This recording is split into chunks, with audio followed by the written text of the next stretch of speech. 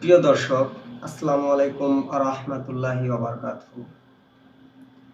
আমরা সবাই জানতে চাই, আমরা সবাই কিয়ামতের দিন সফল হতে চাই। কিন্তু কখনো কি আপনারা ভেবে দেখেছেন বা আমরা কখনো ভেবে দেখেছি কিয়ামতের পাল্লায় সবচেয়ে ভারী আমল কোনটি? অনেকে মনে করেন হয়তো নামাজ, হয়তো রোজা, হয়তো হজ কিংবা দান সদকা। কিন্তু আজকের একটি সহিহ হাদিস আমাদের ধারণাকে পুরোপুরি বদলে দেবে। রাসূলুল্লাহ সাল্লাল্লাহু আলাইহি সাল্লাম বলেছেন, কিয়ামতের দিন মুমিনের পাল্লায় সবচেয়ে ভারী যে আমলটি হবে তা হলো উত্তম চরিত্র। প্রিয় ভাই ও বোনেরা, খেয়াল করে শুনুন, নবী রাসূল সাল্লাল্লাহু আলাইহি সাল্লাম বলেননি সবচেয়ে কঠিন আমল, বরং বলেছেন সবচেয়ে ভারী আমল। অর্থাৎ এই একটি গুণ আল্লাহর কাছে অন্য অনেক আমলের চেয়েও বেশি মূল্যবান। এবার আমরা জানব উত্তম চরিত্র বলতে কি বোঝায়। উত্তম চরিত্র মানে শুধু হাসি মুখ নয়, বরং উত্তম চরিত্র মানে রাগ সংযম করা, ক্ষমা করে দেওয়া, কটু কথা না বলা, অন্যায় সহ্য করেও অন্যায় না করা, মানুষের দোষ গোপন রাখা, পরিবারের সাথে সুন্দর ব্যবহার করা। অনেক সময় দেখা যায় মানুষ মসজিদে খুব ভালো কিন্তু ঘরে খুব কঠিন। প্রিয় দর্শক, আসল চরিত্র প্রকাশ পায় নিজের ঘরের ভেতরে। কেন চরিত্র এত গুরুত্বপূর্ণ এবং চরিত্র ছাড়া ইবাদত মানুষকে অহংকারী বানাতে পারে, এ সম্পর্কে আমরা সঠিক ধারণা আজকে বিস্তারিত আলোচনা করব। তা হলো, নামাজ আছে কিন্তু ব্যবহার খারাপ। একজন মানুষের মধ্যে যদি নামাজ থাকে কিন্তু তার ব্যবহার খারাপ, মানুষ দূরে সরে যায় তার ব্যবহারে। রোজা আছে কিন্তু জিহ্বা সংযম নেই, আমল নষ্ট হয়ে যায়। নবী করিম সাল্লাল্লাহু আলাইহি সাল্লাম বলেছেন, অনেক রোজাদার আছে যার রোজা থেকে পাওয়া হয় শুধু ক্ষুধা। কেন?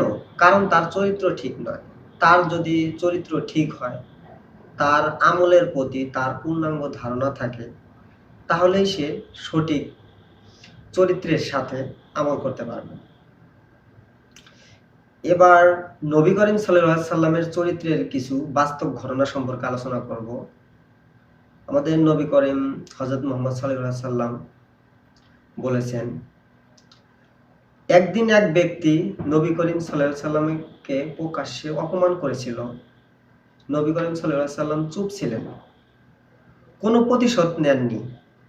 আরেকদিন এক বৃদ্ধা প্রতিদিন তার পথে ময়লা ফেলত। যেদিন সে আসেননি, নবী করিম সাল্লাল্লাহু আলাইহি সাল্লাম নিজে খোঁজ নিতে গিয়েছিলেন সে অসুস্থ কিনা। এই ছিল আমাদের নবীর চরিত্র। কারণ সে যেহেতু অনেক দিন ধরেই বিরক্ত করত নবী করিম সাল্লাল্লাহু আলাইহি সাল্লামকে, তখন সে হঠাৎ না আসায় নবী করিম সাল্লাল্লাহু আলাইহি সাল্লাম মনে করছেন হয়তো তিনি অসুস্থ হয়েছেন কিংবা তার হয়তো কোনো সমস্যা হয়েছে। এই অবস্থা জানার জন্য তার বাসায় পর্যন্ত চলে গিয়েছেন। উত্তম চরিত্র জান্নাত নেওয়ার সঠিক পথ। রাসূলুল্লাহ সাল্লাল্লাহু আলাইহি সাল্লাম বলেছেন, আমি জান্নাতের মাঝখানে একটি ঘরের জামিন দিচ্ছি তার জন্য, যে ঝগড়া ছেড়ে দেয়, ইভেন যদি সে সত্যের ওপর থাকে। ভাবুন কত বড় প্রতিদান।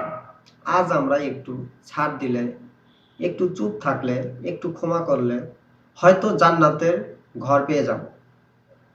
আমরা কিভাবে চরিত্র সুন্দর করব? প্রথমত, নিয়ত ঠিক করা, নিয়তের উপর আমল করা। আমি আল্লাহর জন্য ভালো হব।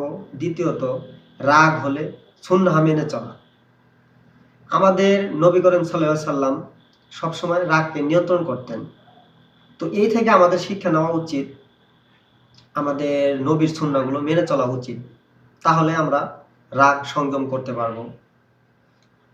রাগ এলে সুন্নাহ অবশ্যই মানব। যেমন বসে থাকলে দাঁড়ানো, দাঁড়িয়ে থাকলে বসা, ওযু করা।